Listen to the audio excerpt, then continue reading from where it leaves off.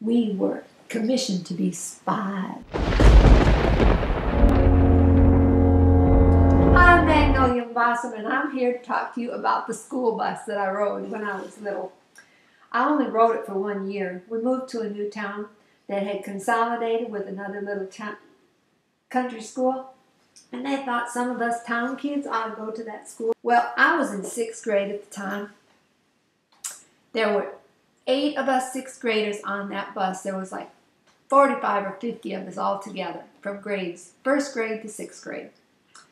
And we had far more boys on that bus than we had girls.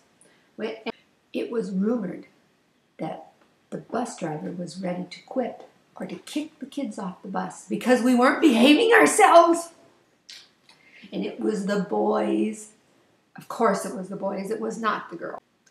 Did I tell you that it was also springtime? And this country school was 15 miles down a gravel road. In springtime, this happened to be Iowa, that I had moved to a little town in Iowa. And in the springtime, when the frost comes out of those gravel roads and a school bus tries to drive on them, it's muddy. So there was another way. Instead of driving 15 miles from the town straight down there, there was a way we could drive 15 miles from a town to another town, to another town, to back to the school. And we only had to do a mile of gravel road that way, but we had to travel 45 miles to get there on hard surface roads. The school decided that that was the best route. We were late for school every morning for 3 days while they decided the roads were not passable for that bus to go down there because it was just waiting to get stuck.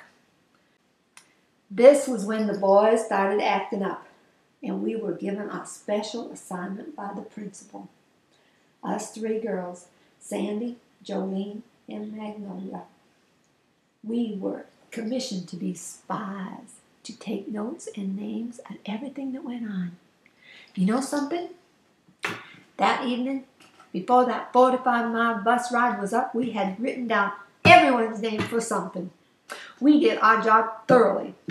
Did I say thoroughly? We did it. We were aggressive. What happened that the bus driver pulled over and stopped. I think somebody had trouble on the highway, and he got out to see if they were having if he could help. And of course, I do recall this. This was one infraction that we all committed. And of course, Sandy, Jolene, and Magnolia did not report ourselves as being guilty, although we were. When that bus driver stopped, got off the bus, and went to talk to that motorist, we all stood up. We all left our seats to look to see what was going on. Some people rolled down the windows and stuck their heads out. And then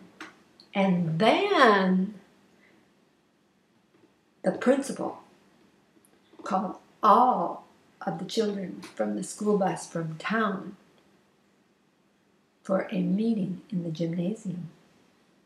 And he read off all the infractions that the little spy girls, Jolene, Sandra, and Magnolia, had recorded in the data. Everybody was guilty. But you know something? Nobody ever figured out who it was. And Mr. King, that was our principal and our 6th grade teacher, Mr. King, he actually said that we had some infractions too. That was very clever of him because we never thought to write ourselves up. But anyway, he told us that if we didn't settle down, kids were going to get kicked off the bus and it would be up to their parents to get them to school. I can tell you that put the fear in everybody. Nobody wanted their parents to drive them to school and to pick them up. So, my first spy job. I never looked at it as a spy job at the time. We probably could have been called a snitch. I'd say we were a snitch. And I'd say that school teacher / principal picked us out pretty good, knowing that the 6th grade girls were probably ripe for being snitches.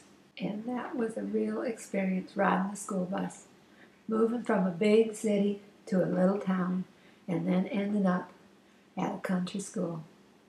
Life is great. Life is a mystery. So enjoy every moment of that mystery. I hope you all come back, children. Bye for today. That's Magnolia's greeting today. Bye-bye.